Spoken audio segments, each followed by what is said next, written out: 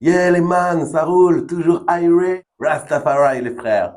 Ah, on fume pas dans le studio? Bizarre. Ah, vous fumez pas tout court? Mais qu'est-ce que vous faites là alors? Ouais, je viens pour l'audition, j'ai vu que vous cherchiez un guitariste pour un groupe de ska. C'est du reggae en fait? Oui, ben c'est pareil, c'est juste que c'est 2 fois plus lent. Ben moi à la base, je joue du métal en fait. Mais depuis que je fume la ganja, j'adore le roots man. Et en fait, dans mon groupe de métal, ça les faisait trop tousser. Du coup, ils m'ont viré. Qu'est-ce que je connais au reggae? Ben l'autre là, celui qui jouait au foot. Si, tu sais, le mec qui ressemble un peu au chanteur de Rage Against the Machine, mais avec des dreadlocks. Oui, voilà, Bob Marley. Bah, c'est à peu près tout ce que je connais. Bah, allez-y, lancez un morceau, je vais essayer de vous suivre. Babylone nous gouverne, ouais. Ok, je la ferme.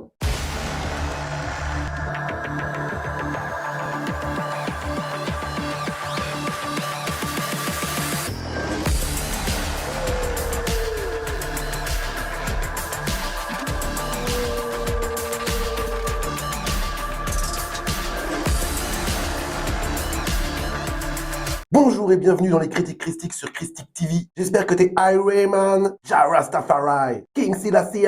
Après, je me rappelle plus. En tout cas, big up à toi. Oui, oui, je vais m'exprimer comme ça pendant toute la vidéo, man. Parce qu'on va parler du biopic sur Bob Marley. Bob Marley One Love. Enfin, un film sur cette légende. C'était pas trop tôt. Je suis allé voir le film avec ma fille au Gaumont et ça a choqué ma carte bancaire. Depuis, elle est en dépression et alcoolique. Ma carte bleue, hein, pas ma fille. Elle, ça fait très longtemps qu'elle picole. Je plaisante, je t'aime, ma chérie. Alors, t'es contente d'aller voir le film sur Bob Marley? Kikou, kikou. Tu veux que je te foute le visage? Ouais. Ah, mais t'es trop belle. Ah. Mais t'es plus belle avec le visage flouté. Ça va. Bref, vu le prix de la place de cinéma, j'étais obligé de faire une critique pour rentabiliser tout ça. Allez, c'est parti, Jah Rastafari.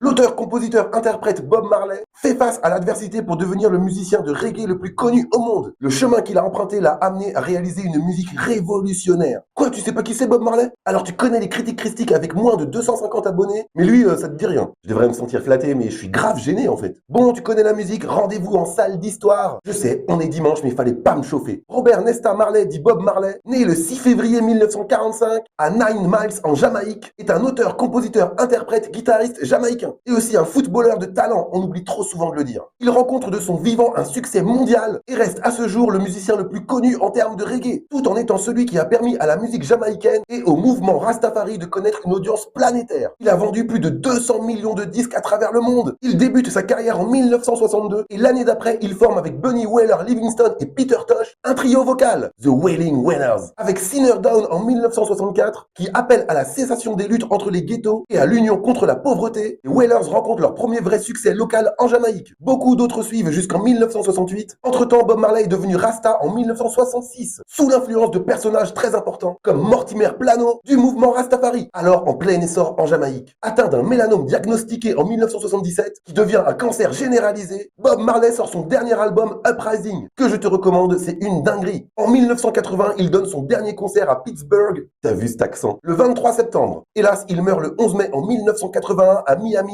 à l'âge de 36 ans. Il est enterré le 21 mai à Sainte-Anne en Jamaïque et ses funérailles à Kingston, la capitale, réunissent des milliers de personnes. Au cours de sa carrière, Bob Marley devient le plus grand musicien de reggae à travers le monde et une icône du mouvement Rastafari. Il est également considéré comme l'un des symboles mondiaux de la culture et de l'identité jamaïcaine, le tiers-monde et la réduction des inégalités et de la misère. Bob Marley figure également parmi les artistes musicaux les plus vendus de tous les temps, tandis que son style a influencé des artistes de genres différents. La Jamaïque l'a honoré à titre posthume peu de temps après sa mort, puisqu'il a été nommé à l'ordre du mérite jamaïcain. Il reste au 21e siècle le Jamaïcain le plus connu au monde, aux côtés d'Usain Bolt. Et des critiques christiques du coup. Voilà, tu sais presque tout, tu peux rentrer chez toi, car demain, interro surprise. Ah bah c'est plus une surprise en fait. Bon, oublie ça, y a pas interro surprise demain, mais révise quand même. Bob Marley One Love est une production hollywoodienne réalisée par Reynaldo Marcus Green, à qui on doit le film King Richards sur les sœurs Williams avec Will Smith. J'avais d'ailleurs fait une critique dessus à l'époque. Tu peux aller jeter un œil, c'est assez drôle. En plus, on me voit un petit peu jouer au tennis et c'est encore plus drôle. Il a aussi fait 3 épisodes de Top Boy. Une dinguerie ça aussi. Dans le rôle de Bob Marley, c'est Kingsley Ben Adir. Eh Dédé, le gars il a littéralement Ben et Kingsley dans son blaze. Souviens-toi, c'est celui qui jouait Gravik, l'antagoniste dans la série Secret Invasion, avec Nick Fury. J'avais déjà oublié le massacre. Alors que dire de ce biopic musical magnifique qui m'a coûté 2 bras et 2 jambes? Je sais, je suis en boucle là-dessus, mais avec le prix que j'ai payé, j'aurais pu emmener une dizaine de personnes au McDonald's. Ah non, c'est encore plus cher en fait. Mais dans quel monde vit-on, je te le demande? J'ai en réalité eu quelques problèmes avec One Love. Le premier, c'est que comme beaucoup de biopics biopics musicaux sur un artiste, c'est souvent produit ces derniers temps par les ayants droit, la famille de l'artiste en question, et par conséquent, on refuse de ternir l'image du personnage, pour n'en montrer que les bons aspects. Souviens-toi de Bohemian Rhapsody, qui passait sous silence plein de choses importantes de la vie de Freddie Mercury, certes pas toujours à son avantage, mais primordial pour comprendre la psyché et la complexité du personnage. Je pense que le public est assez intelligent pour ne pas tout mélanger, et comprendre qu'on est des humains avant tout avec nos défauts, nos mauvais choix, etc.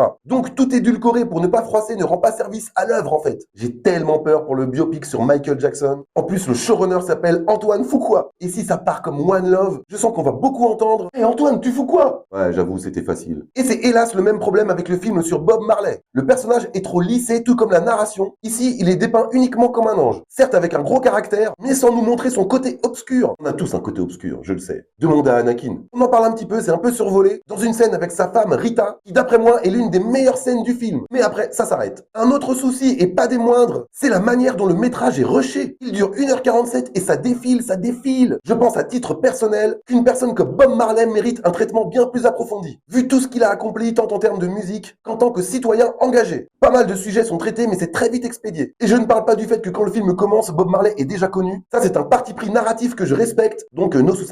Mais j'aurais souhaité que le film s'attarde plus sur des sujets importants, comme sa relation avec Rita Marley, la manière dont sa musique a pu envoyer un message de paix, ou comment le rocksteady, le ska et le reggae ont été popularisés par lui via l'Angleterre. Je voulais voir beaucoup plus de répétitions de musique.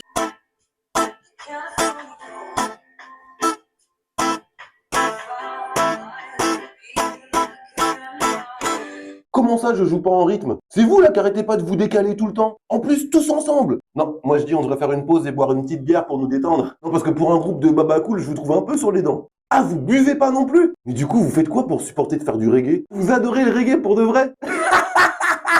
Ah, c'était pas une blague, pardon. Vous adorez le reggae, quoi. Non, non, mais je respecte, hein. Bon, allez, c'est reparti alors.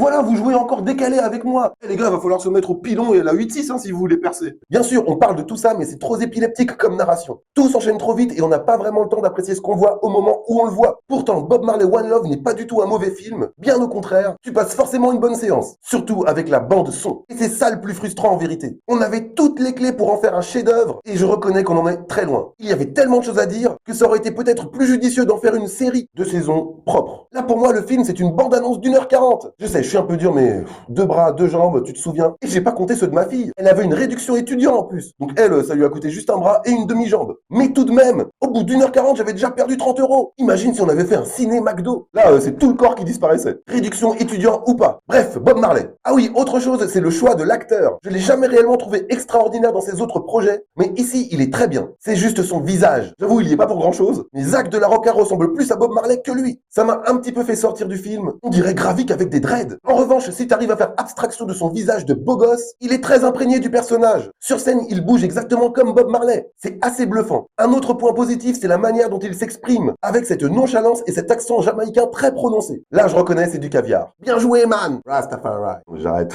Pour le coup, là, c'est obligatoire de le voir en version originale, car j'ai jeté un œil à la version française. Waouh, waouh, waouh. On dirait une série Netflix française avec des dreads. Zéro accent en plus. Franchement, c'est un tout autre film. Autre point très positif, c'est la femme de Bob Marley, Rita, interprétée par Lashana Lynch, meilleure actrice du film. Elle est criante de vérité, très émouvante, très touchante, très impliquée. C'est un sans faute. Quand tu sais que juste avant, elle jouait Maria Rambeau dans Captain Marvel et dans The Marvels, dans Bob Marley One Love, elle nous montre clairement toute l'étendue de son talent. Le film possède plusieurs temporalités. Non, on n'est pas dans le multivers, arrête. Tu as régulièrement des flashbacks de l'époque où il était petit, quand on le traitait de mulâtre car c'était un métis. Il avait un père blanc et une mère noire. Et à l'époque, en Jamaïque, visiblement, fallait pas. Et c'était très bien de nous avoir montré qu'il a été souvent rejeté enfant, ce qui nous fait mieux comprendre son besoin, une fois adulte, d'unité entre les hommes. Ça aussi, ça va assez vite dans le film, mais c'est très pertinent. Quant à la musique, que dire? C'est du Bob Marley, man. Tu prends n'importe quelle musique, de toute façon, ça passe crème. Dans le film, on entend plusieurs morceaux ultra connus, mais aussi comment ils ont vu le jour et pourquoi ils ont vu le jour. Car chaque titre de l'artiste a une raison d'être. Pareil, c'est bien qu'ils aient montré ça dans l'œuvre, même si dans les passages de concert, j'ai senti un léger décalage avec les lèvres de Kingsley Benadir et la voix de Bob Marley. Car c'est l'acteur lui-même qui chante lorsqu'il compose sur son canapé, mais en concert ou en studio, c'est la voix de Bob Marley par-dessus. D'ailleurs, Kingsley Benadir se débrouille assez bien pour avoir une voix se rapprochant du timbre de Bob Marley. Pour conclure, si tu ne l'as pas encore vu, je te recommande Bob Marley One Love, Car malgré les problèmes que j'ai évoqués juste avant, ça reste très agréable à regarder. On voit les décors torrides de la Jamaïque, Londres, Paris, les costumes vintage très bien reconstitués. Même si en 1h40, ma fille a trouvé le moyen d'avoir envie de dormir. Non mais avec un bras en moins et un bout de jambe en moins, difficile de rester concentré. Même si moi j'ai réussi. En tout cas, si tu ne connais pas l'histoire du bonhomme et que le reggae tu t'en fous, le film te plaira à coup sûr. Par contre, pour les fans hardcore, ça risque de ne pas être aussi simple. Moi par exemple, j'écoute essentiellement du métal et j'ai adoré tout ce que j'ai entendu dans le film. Car c'est de la très bonne musique, quoi qu'on en dise. Et en plus, au cours de ma vie, j'ai joué dans 4 groupes de reggae, donc je sais de quoi je parle, ok? Oui Dédé, ils m'ont tous viré les uns après les autres, mais j'ai appris beaucoup de choses. Voilà, c'est tout pour moi, j'espère que t'as kiffé la vibe de cette vidéo, man. Laisse-moi un commentaire pour me dire ce que t'as envie de me dire. Lâche un pouce bleu car il n'y a toujours pas de pouce vert, jaune, rouge. Partage cette vidéo car le partage c'est beaucoup mieux pour vivre dans l'unité, man. Abonne-toi si ce n'est pas encore fait, Sista. Enfin, suis-moi sur tous mes réseaux en lien sous la vidéo. Genre TikTok, Facebook, YouTube, Instagram, X. Et ne laisse pas Babylone te bouffer, man, woy. Allez, je te fais un immense big up. Et moi, je te dis à très très bientôt pour de nouvelles critiques christiques. Ja Rastafari.